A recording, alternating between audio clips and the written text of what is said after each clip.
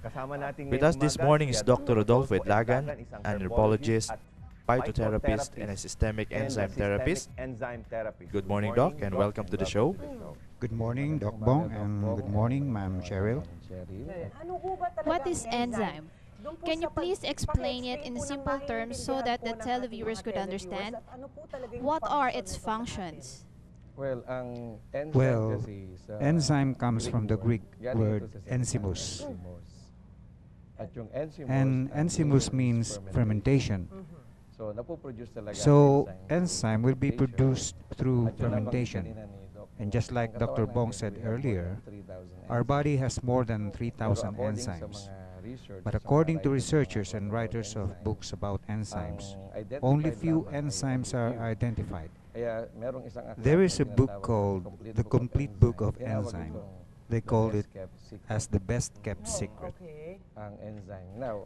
Now, the Filipinos are well introduced to vitamins and minerals. But the difference is, without vitamins and minerals, we are weak. And without phytochemicals, we are weak. But without enzymes, we are dead. We are dead. It's scarier. Because it's okay to be weak sometimes because you can actually regain your strength. Yes, so if there's no enzymes, just like what Dr. Edlagan said, your cells will die. It will not function well, right, Doc? Yes, because all our movements, even as we move our fingers, when we wink our eyes, or even when we think, we need enzymes. That is why Dr. Howell, known as the father of enzyme, explains that enzyme is the spark of life. Spark of life. Just like what you said earlier, enzyme is naturally found in our body. So we actually have this. So there are chances that enzymes are lost in our body and we should be aware of it. We need to support it immediately so that our cells will function normally. Masuportahan kagad ito para po magkaroon ng normal function agad yung ating mga cells. Yes, and I want to clarify that there are four kinds of enzyme. One is the digestive enzyme, which is responsible for digestion. The other one is the metabolic enzyme, which is responsible for metabolism. And the third one is the antioxidant enzyme, which is responsible for antioxidation. And the fourth one is the microbial enzyme, which has a special function inside our body. Now, during the oxygen metabolism process, let's say every time we breathe, our cells absorb the oxygen, which is one of the most important foods of the cell. The problem is, after the oxygen metabolism inside the cell, there is a byproduct called superoxide, which is a toxic chemical. Now, this superoxide, if not controlled properly, will damage the cell that would lead to certain diseases. But this superoxide has a mission inside our body, and that is to attack and kill the germs. But after killing the germs, this superoxide will go back to the cell to damage it. This time, the cell will produce an enzyme to neutralize this toxic chemical. This enzyme is called superoxide dismutase. Alright, okay. Ayan. Okay, dahan-dahan na po natin na paano nakakatulong kung magkakaroon. So how does enzyme supplementation help a person with asthma? Asthma is an allergy. And the number one cause of allergy is too much production of histamine. That is why, in such case, doctors prescribe a medicine called antihistamine.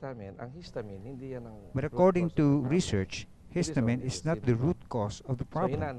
It is just a symptom. So we studied what releases histamine inside our body.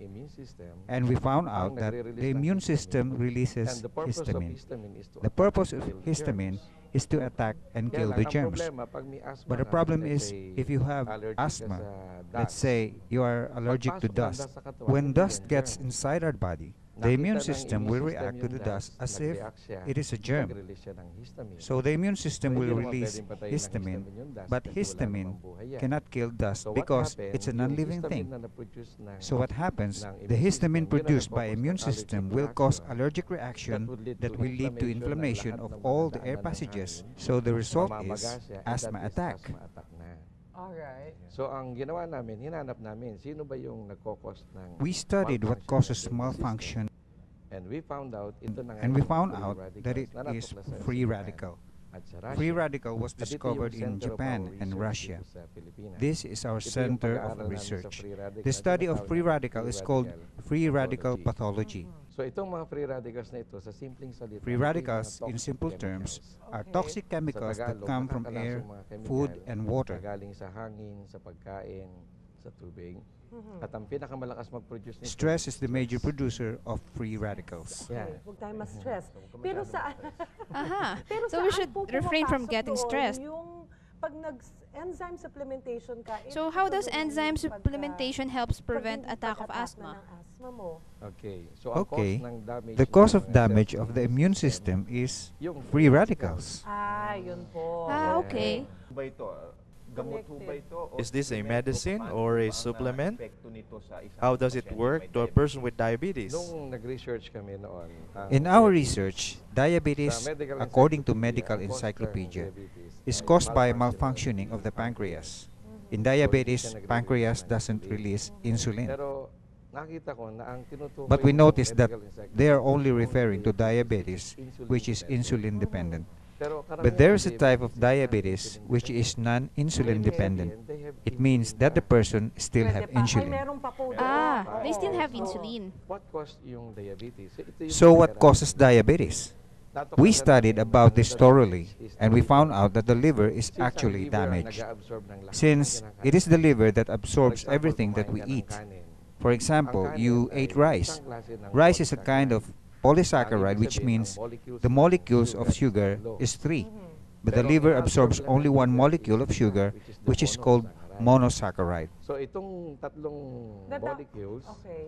pag nakita ng So, pancreas if na the ang pancreas kinain mo sees ay that you ate polysaccharide, polysaccharide, magre-release siya it ng will produce para insulin i-break to down break down the molecules. molecules and divide it into Pag-iwa-hiwalayin yung monosaccharide so that this time the liver can absorb it. So this time, pwede na siyang i-absorb ng liver. The problem Kaya lang, ang enters when problema, the kung liver meron cells kang are liver damaged. cells na damaged, When the sugar Yes. goes andun through the pa, liver, yung even sugar, though it even is though monosaccharide, it tataas will pa just rin siya sa spill dugo. out Kasi to the walang- bloodstream. wala. So ano pong klase ng enzyme ang may anong klaseng enzyme So a diabetic kulang person lacking ang what isang kind of diabetic enzyme? po?